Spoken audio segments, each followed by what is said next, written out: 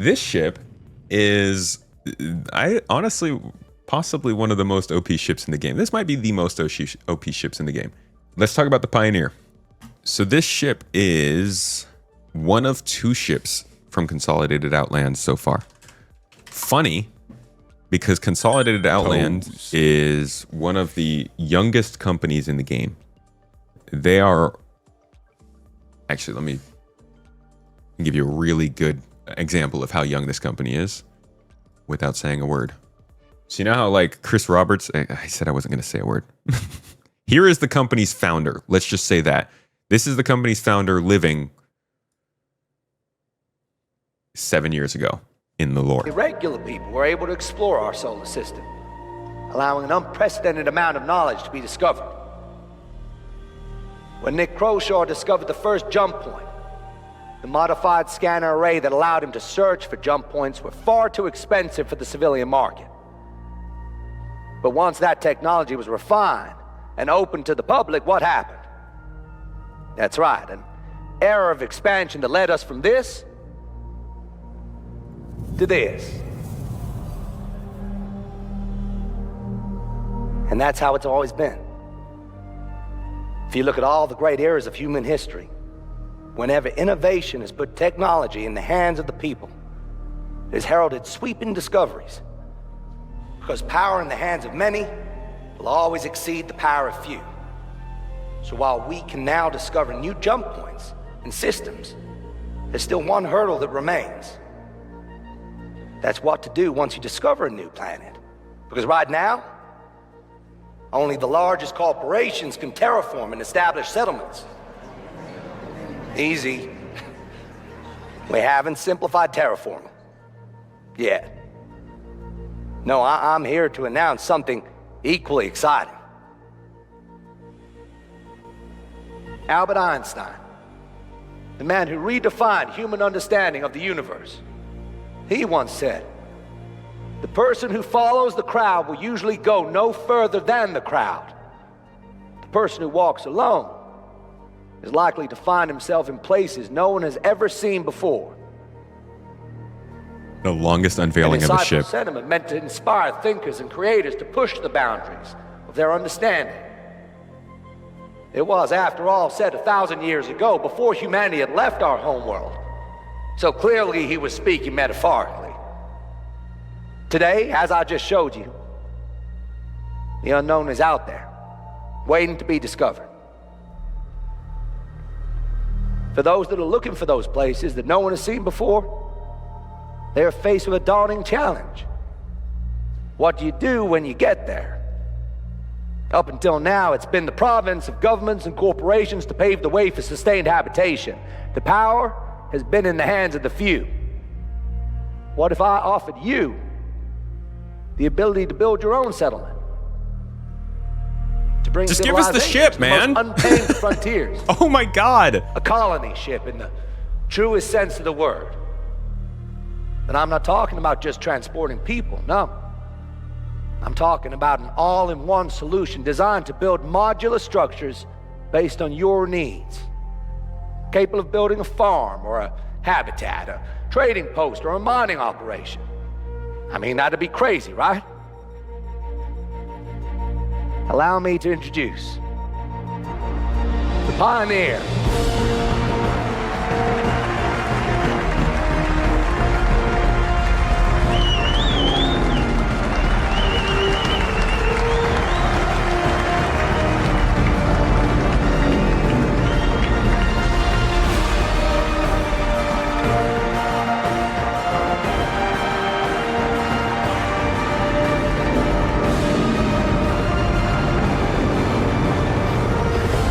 All right. Oh, sorry, he has With more. that, let the new age of colonization begin.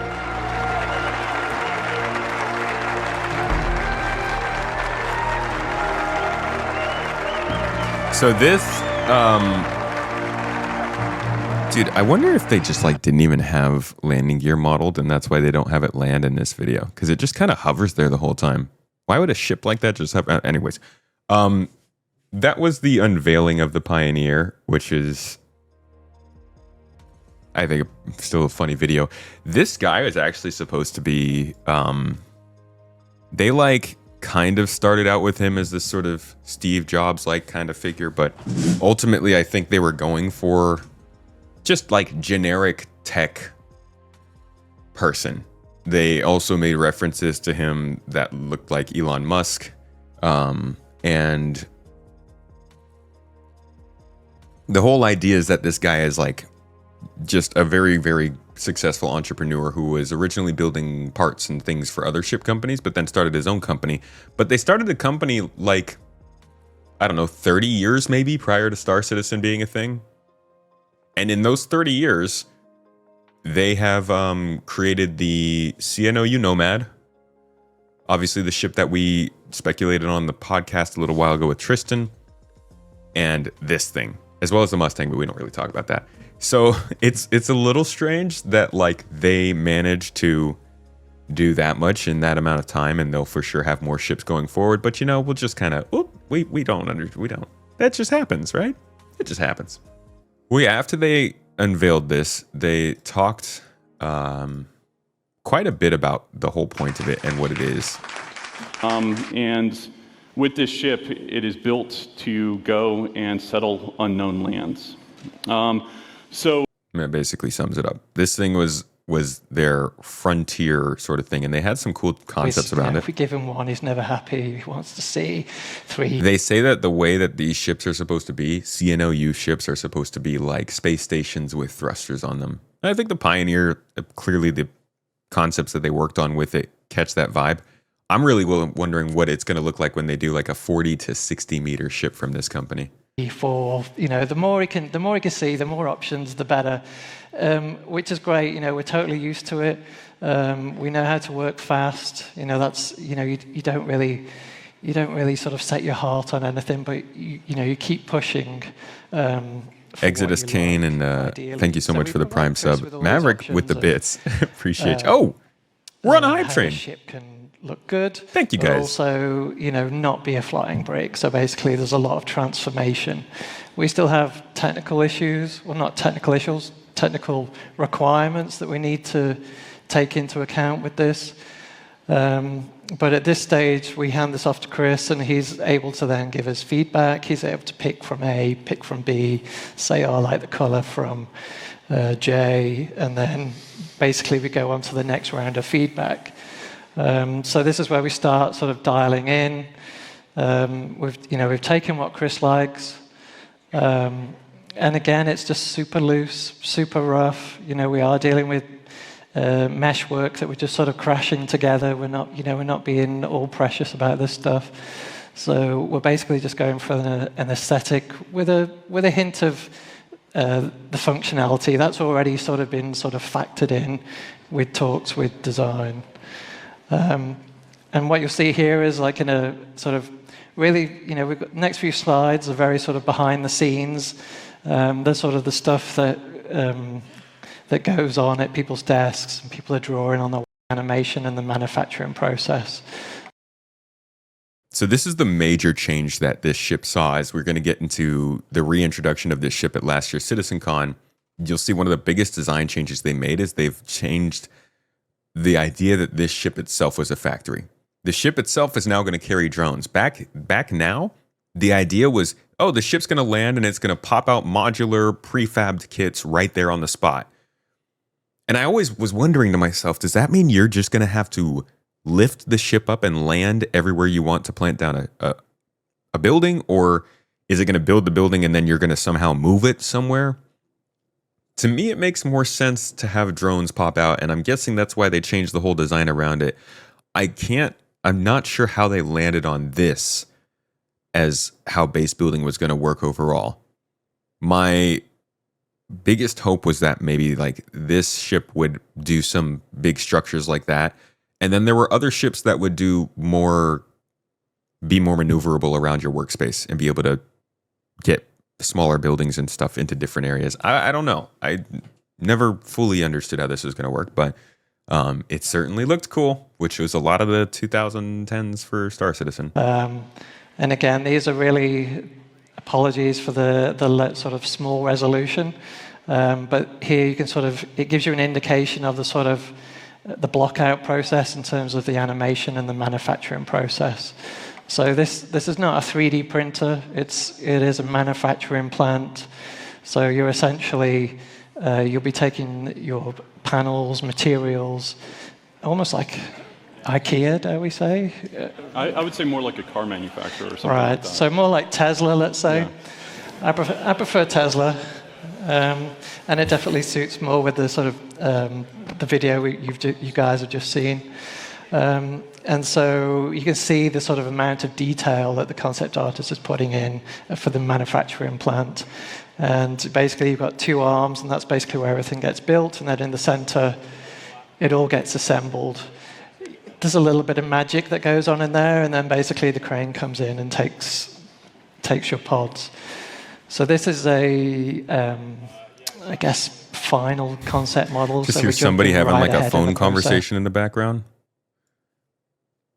Here they're describing just the construction of how this was supposed to work.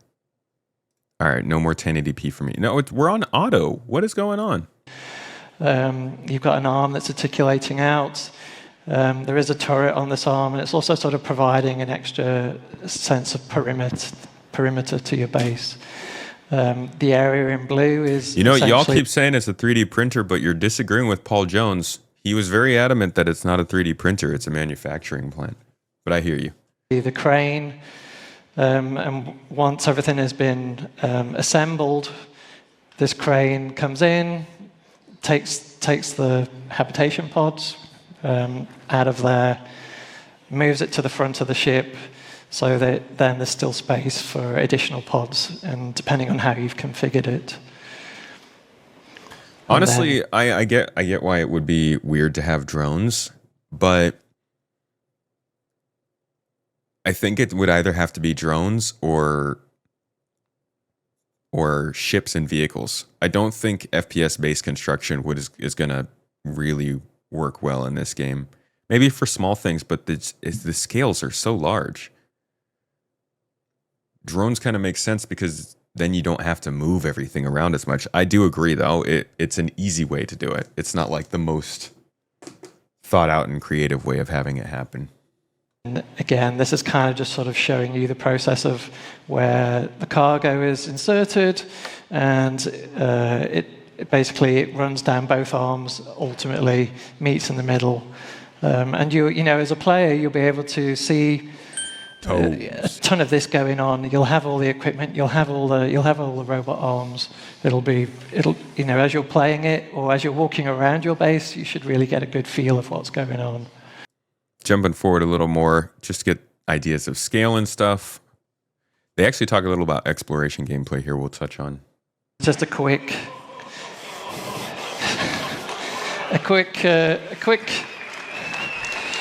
slide put together, just to give you an indication of comparative sizes. Again, you've got a little Mustang in there, which will fit on the landing pad.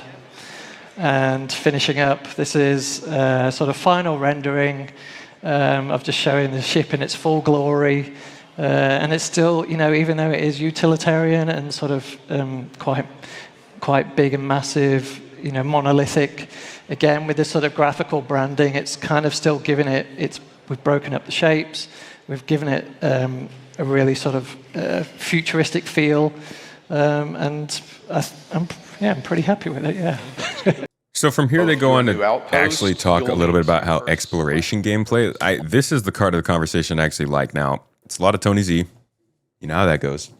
But some good insight into exploration gameplay and how data will work and how the active base building will work before you actually start building the base, which includes a lot of how these ships come in. fit in. You could take your Pioneer and do all this with your Pioneer, but it's probably not going to be the best ship for scouting locations. We've got a whole wealth of exploration ships that are designed for finding that information out. It's like you wouldn't take your oil rig out into the ocean and just randomly dot it down until you found what you wanted. You're not my supervisor, John. Maybe I will. Find the best locations. So the ships we mentioned there's just a small range of the the exploration ships, like the 315P, Terrapin, Carrack, all exploration, all have slightly different pros and strengths. So you've got the single ones, you've got the big crews, and they're just there to help find where you want to send your Pioneer to. You might find a nice location, but if you went there in your Pioneer, you're never going to find out where the nearest refinery, like Tony talked about. You could build it and you find it's millions of miles away, and that's going to be a waste. So these exploration ships are really sort of key to finding those places. And Hydroponics, different mining ideas, storage. So one of the important things is basically if you're growing plants, or if you're basically dealing with any sort of bare form resources that will feed into our ecological system, then what you want to do is you want to make sure that you're actually storing these items, and so that you're not just mining once and then basically having to shut down because you don't have any more space. Drug lab. So in case you want to... Your prefab drug lab? Do a little Breaking Bad. Then idea about research, and this would be maybe you're close to the sun or something like that, and you want to research some solar flares or those types of things. Med station. So... They probably shouldn't have even talked about this back then. They probably shouldn't have talked about base building at Star Citizen 2023. Weird to, I mean, just very much a hype builder. An opportunity to get people excited for something that will have really, really impactful and long-term effects. Just a little prematurely. So now we get to look at what the Pioneer became. So here is the transformation of the Pioneer. We'll talk kind of about, well, they'll talk about why this happened. What about bigger things? So, who can guess what that is? So,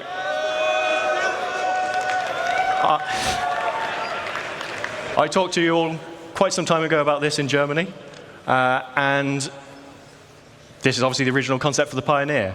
Now, some time has passed, and whilst the core concepts of base building have remained the same at a high level, how you physically build your bases has changed slightly. So back then, you were building everything on board the ship here. You would fly your Pioneer. This is the area I want to build in. I'm going to build my base on board the ship, and I'm going to drop it down. As you've seen, bases are a lot more expansive now. This doesn't work anymore. So we need to do a little bit of some reconcepting. Okay, so one of the first things we really wanted to kind of solve was the arm. The arm. We know a lot more about how we're going to be constructing these structures now, and kind of the arm didn't really make a lot of sense anymore. All it really did was it made the space you need to land the ship almost twice as big as what it's kind of needed. And we're not real spaceship engineers. We don't make real spaceships. But what we do try and do a lot of the time is we try and take as much reference from kind of real life manufacturing as we possibly can. And I think that's really it's really key to what I think Star Citizen is as a whole across like all the different departments. In that we're trying to make a believable universe. And if you think about the arm, and whilst I can't deny it's a cool idea, I think really from a manufacturing point of view, all it really does is it adds a lot of complication and a lot of manufacturing costs. You would think they'd have maybe a couple observation decks on like the sides here so that you could watch what's being built. Might be a little hard to see it from the window out here. What is already a very advanced, very large, very costly ship to make. So that was kind of like one of the kind of real first things we wanted to do. The second thing... Now, I don't understand why this isn't the picture they opened with. If you're going to show this as the old Pioneer, why would you not open with that picture right after? Like, that's the same shot. This gives a much better ability to compare between the two and see that the ship is not really that much different. think the main difference is they expanded that, and then obviously the inside, the middle doesn't open up anymore. I just don't understand why they switched to that other picture. That was a weird choice. The second thing we wanted to look at was kind of have a little bit of a shift around of kind of like the egress points on the ship. The cargo position has moved, so we needed to kind of update that. We wanted to make sure that the landing pad made sense and had space to kind of come into the ship. Oh, they added guns? And then we also needed a way of getting things out of the ship that we will be crafting. On top of that, we had a few other goals. Like I say, needs to support all the updated. All right, let's look at the layout of this. So at the back of the ship, we have the classic bridge, looks out over the expanse of the ship. See, that's the detail they didn't even have back when they were showing the original one. And then top and bottom of that in this image, we have the escape pod rooms. And then leading off those is the access to the manned turrets that remain. Okay, so that's the new bridge then. They don't even use the whole length. See, why not put a little window out here? One out here, one out here. Let us come and watch. I want some good views. Gonna be in here for a while if the drones are doing all the work. Then going downstairs, we have the cargo area at the top. Doesn't look like a lot. That's 1,000 SEU of cargo now in that space. Jesus.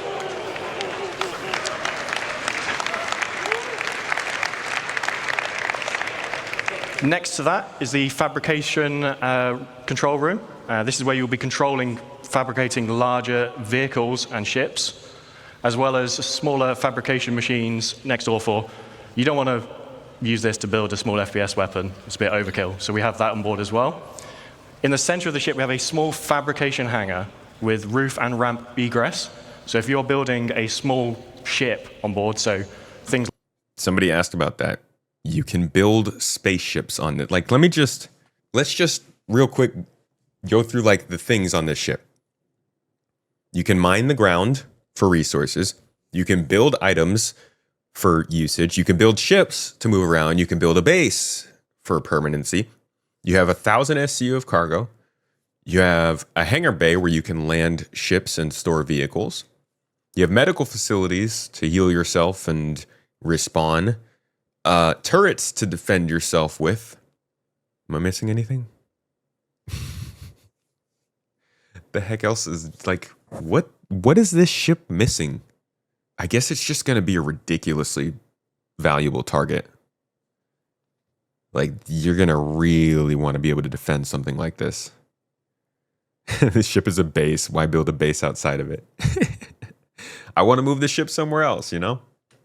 It's like a Nomad you can build on board here. You'll be able to fly it out the roof of the fabrication hangar. And then we have the existing small landing pad that transitions from outside the ship to inside the ship.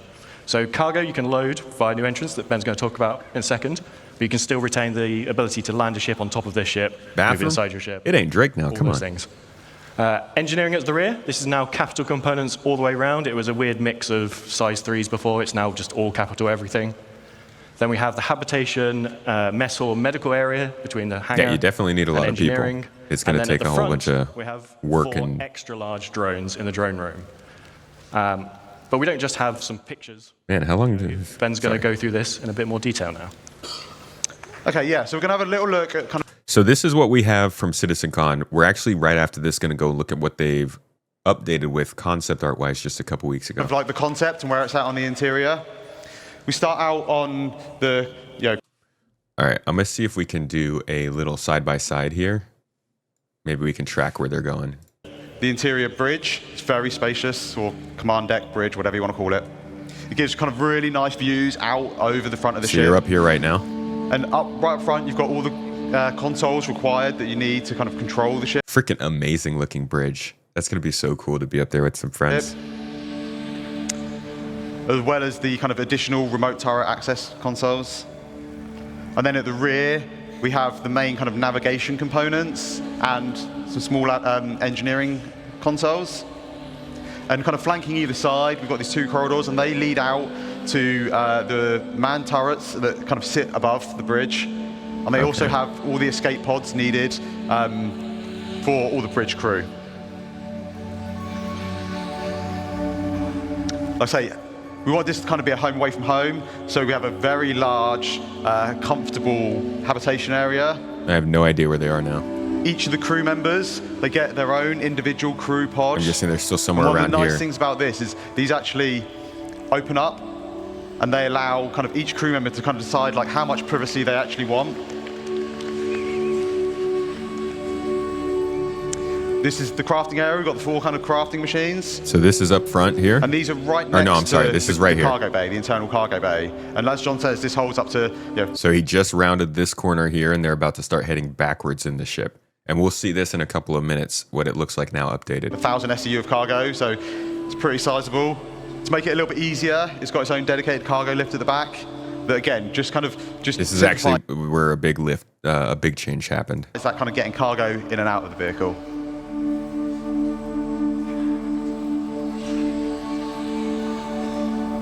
You mean once you kind of hear it? Down at the front, we have the drone room. Now these will be 4 extra large drones, so they'll be able to craft our largest structures in game. They exit the ship out through the roof, and they're all controlled by the construction console in this area.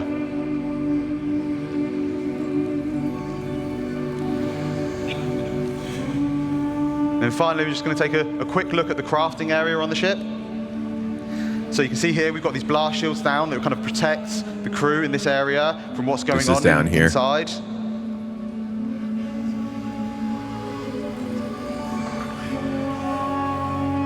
And then as these open up, we just finished making a storm. And as we see, there's a ramp that leads out, so you can drive any ground vehicles straight out the front. Between all the landing gear, and you get this really nice kind of like sense of scale as you're driving underneath out the front of the ship. And we've also got the top exit for any flight vehicles. And that's right here. And finally, we have the landing pad, and this just allows us for any ships that land up on deck, we can just bring them down into the belly of the ship. So that's the walkthrough as of last November. We have actually gotten more recent footage, not of the ship itself, but of the concept work they've been doing on it. And you can see they shifted a little bit from those oranges to yellows. Because they've been working on the Apollo and Pioneer, do we read that drone gameplay is progressing as well? I would not. I would only trust whatever shows up in that gameplay section of the monthly report. Since they haven't mentioned anything about drones, I would assume that they don't have anything ready to go with them yet. Now, here's what they were saying about the Pioneer's interior 2 weeks ago. Did you make that? Yeah. Yeah. When? So what are we looking at here? We're looking at the refinery of the Pioneer, and this was one of the room that recently changed a little bit. So the 3D artists wanted, okay, what should we do here? What color should we use? How should we approach the color palette? How should we approach the way the room is built? Ben was focusing a lot on the fact of how our ship this big is built. So there is a hierarchy between the structures that create these rooms. There are secondary beams, secondary bulkheads that are attached to the first ones, and the floor is attached over the structure, so there is space below the floor. How do you approach all this layering? To rehide the dead bodies. Compartmentalized with color palette the different functions of this area. For example, we have the crafting stations in yellow, we have the cargo area and the passage in blue, something a little more calm because there is not a lot of movement. And where there is a lot of movement, like the elevator, we use red. So try to be bold and catch attention towards red is bold. Indication. Tomatoes, real bold. Action. All stuff we're trying to... Dude, look at all this space. It's like you're not even on a spaceship at that point. It feels like you're on a space station, like they were saying. Indication and direction. All stuff we're trying to implement in from feedback from the other capital ships we did. So this is actually where we were just looking. Oh, did I close that? Shame. Shame on me. Nope, not this one. So things like It's got its own dedicated cargo view of cargo, the cargo bay. So this is, oh my God, this. Just a different angle. We're basically looking down at where this camera is. So you can see this diagonal wall right here. It's the same diagonal wall that's right here. The, what else can we reference here? This vertical, or like this wall running down the side here, that's this right here. So you can see that they've changed it. It's no longer showing just like this open carriage with boxes. They're building it up a little bit more. It also looks like there's just more space here. There's more clearance to walk, and the space itself looks a little bit bigger. Internal cargo bay, and as John says, this. What are we looking at here? We're looking at the bottom floor of the refinery. Tech something 003. Yeah, I just have to give indications. Like there is a lot of there is the name of my dog in the yellow area. There is Brangino somewhere. Where? Can we point? If you look at the yellow area, but in the other images. It's all yellow, mate. Back in this one? No, forward. Forward? Yeah. Yeah, there it is. Where is Brangelino? Yeah, Brangino. Brangelino! Hell yeah. And indications on the font. I don't know what to write there, but I know that something has to go there. Indeed, no, what to write, indeed. It's going to be British slang as well, Brangin. I don't know what to write here. Make sure it's impact. Is there any significance to the numbers, or is that impact, dude? No, I remember when I was like a little kid just getting into Photoshop, and everything I ever wanted to do that was like a text-based tutorial would always start with impact. Just look up like Photoshop, cool text effects. And then it would run you through this like 30-step tutorial to make some like weird, it was stuff exactly like this. I'd go and I'd look something like this up, and I'd go through the whole tutorial. Every single time I would start with impact. Did they tell you to start with impact here? No, they don't. Heathens. Always start with impact. Just literally smash my hand on the keyboard. I thought it was your height in millimeters. Harsh. My age. You could put more chevrons there. I'm much older than that. So what is this room? This is the crafting stations. All of these are crafting pods. I don't think we have the any shots from the other ones. But clearly it's not orange anymore. I think this might be it. Is it?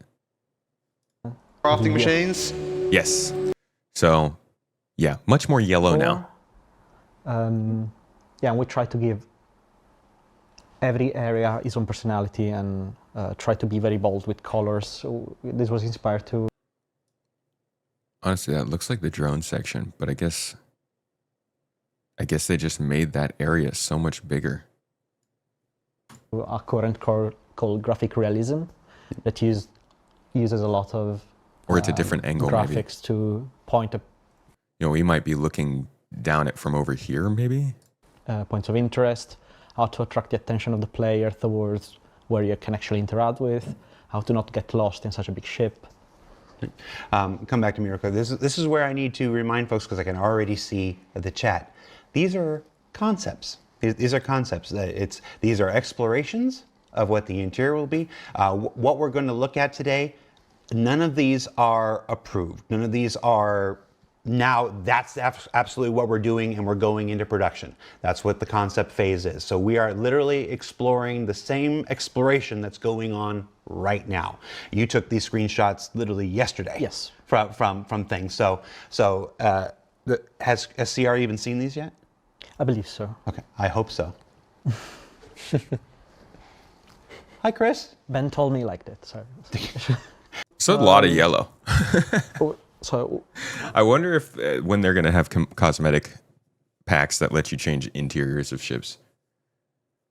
Golly, you remember that with the 300 series? It's not easy to convey. Shut up. Always so mean, Leith.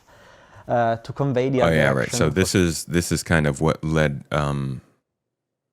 Trist, and I know also Execute called this out almost as soon as it came out from the trailer during CitizenCon, that these triangular shapes in the geometry on these ships is a CNOU call out, and it was one of the silhouettes we saw in the video from CitizenCon. Something so new because we don't have any comparison.